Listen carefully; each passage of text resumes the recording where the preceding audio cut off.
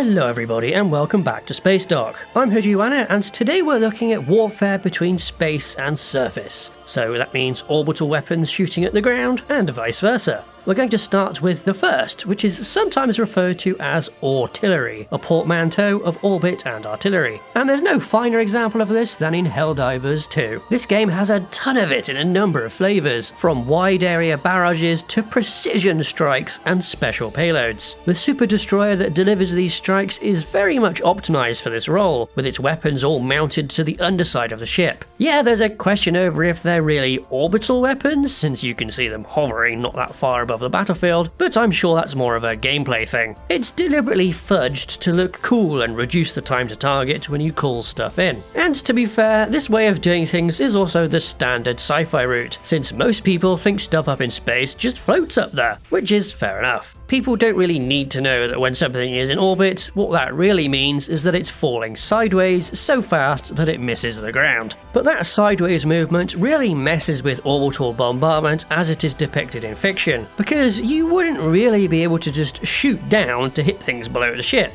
You'd really need to shoot backwards in order to most efficiently slow the projectiles down so that they hit the ground. Though if your weapon is high enough velocity, you don't need to worry about that. Assuming of course you even know where to shoot, since you're probably hundreds of kilometers away. Yeah, you can use big powerful optics to look around for targets, but nothing beats having a forward observer literally on the ground, which is basically what Helldivers really are. And they also show that being on the receiving end of a friendly bombardment has its downsides. Though, to be fair, if you're going for a sort of saturation bombardment, neither of these really matter. Just blast it all to slag like the Covenant do. This is all well and good for ships arriving from space to shoot at a planet, but what about launching stuff up into orbit to shoot at the ground? Well, if you're doing this with missiles or kinetics like Project Thor-style rods from God, this is a pretty terrible idea due to those pesky orbital mechanics again. Things in orbit are constantly moving, so there's no guarantee that your weapon satellite will be on the right side of the planet when you want to use it. Yes, there's geostationary orbit, but that's 35,000 kilometers away. Just a little bit too far to be practical. And on top of the timing issue, the orbit may not even pass over what you want to shoot at, meaning you'd have to adjust it before you can even fire. It is possible to get around both of these issues by just launching up a whole bunch of satellites, but that's a massive investment just to match what a single ICBM can do. The other impracticality with staging missiles and kinetics in orbit is the one I've already mentioned, having to slow it down so that it deorbits and impacts the ground, which requires propellant. Except here, you also spent more propellant getting it up to orbital speed in the first place. And for what gain? A good bit of kinetic energy and a whole raft of downsides compared to a surface-launched weapon. Not to mention putting them in orbit makes them vulnerable to being shot at, but I'll get into anti-space weapons in a sec. There is an exception here for space lasers though. Since they travel at light speed and have exceptional range, there's no need to deorbit anything and the weapon can be placed way up at those high geostationary orbits where they can see a huge chunk of the planet. But being so far away compounds the problems with knowing what to point at and where to shoot, though at least it is far away from any ground-launched attacks. And you're going to want some of those if you want to defend against space attacks. You can certainly have orbit-based defenses for shooting at incoming ships, but if those fail or if you're defending against orbiting weapons, you need something on the ground. It's much easier to hide something buried into a bunker complex in a mountain than floating in space, but that benefit goes away once its location is known, though at least it'll be well protected.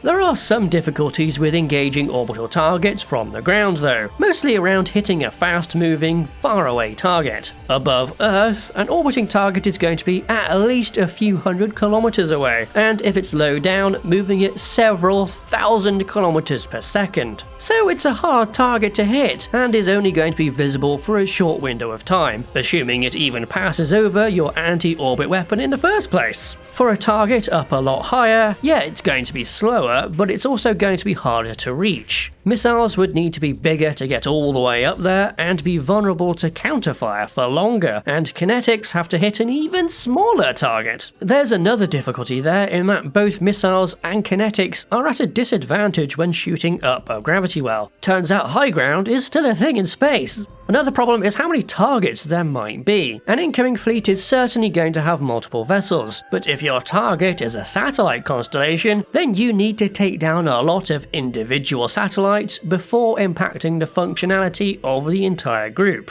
There's also a cascading effect here too, since all the debris that comes from these anti-space strikes can go on to hit other things in space, including your own assets. And then those go on to hit other things, and you might end up making space inaccessible due to dangerous debris strikes. That may be a cost worth paying if you're under existential threat though. But it must be said that these issues are on the realistic side of things, where much of sci-fi isn't. And to be fair, for the usual style of sci-fi where huge ships sit stationary over a planet, many of these issues go away entirely, and anti-space guns in particular really shine, and such weapons are certainly very cool. Helldivers 2's automatons have their big guns, Ace Combat has its various asteroid defense weapons, Star Wars has the iconic Hoth ion cannon. Just conceptually, the idea of a big gun that can reach all the way up into space is awesome. They are very hard to make though, since you need to hit a really high velocity to get your projectile all the way up to space. Normal guns just don't cut it, so you need to use things like light gas guns or electromagnetics. But these don't really stop the big problem with space guns, the sheer acceleration needed for them to work. A rocket is just easier, and you can put payloads on them like squishy people who would otherwise be turned to jam from G-forces.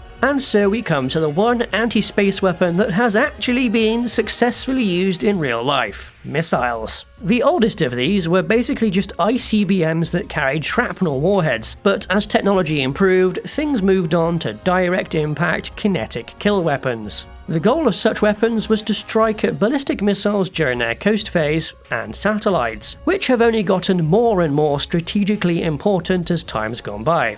To increase the probability of hitting their targets, earlier anti-sat missiles sometimes used methods to make themselves bigger, but they soon got so accurate that the actual KKV became surprisingly small. Since the payloads were small, the missiles carrying them could be small too, sometimes to the point of even being launched from zoom-climbing fighter jets. And yeah, missiles this small really can be used to hit stuff all the way up in orbit. Remember, they only need to intercept something up there, not reach orbit themselves. Though larger rockets would need to be used to strike something higher up, and any anti-space missile is of course at risk of being shot down before they reach their target. But you can't shoot down a laser, which is another real option that has been considered for this role, like the US Miracle. As with the space-based version shooting down, lasers get around many of the downsides of shooting up at something in orbit, though there are some issues with shooting through an atmosphere, but nothing that isn't able to be worked around. There is actually an interesting use case for anti-space laser submarines able to evade detection and counterfire by slipping away into the depths. It's the same deal as using nuclear missile submarines as a deterrent really, and you can read more about this idea on Matterbeam's Tough SF blog. Whether it's defending against alien invaders or blowing up your friends in Helldivers, warfare between space and the surface is one of those special things in science fiction that doesn't really have a direct analogue. The complications of orbital mechanics and vertical distance makes it unique, and something that stands out when seen in fiction. You can support Spacedock by joining our Patreon, where you can get our frigate and spacefighter design reference books. Alternatively, you can support us directly through YouTube by becoming a channel member. Thanks to our supporters, and thank you for watching.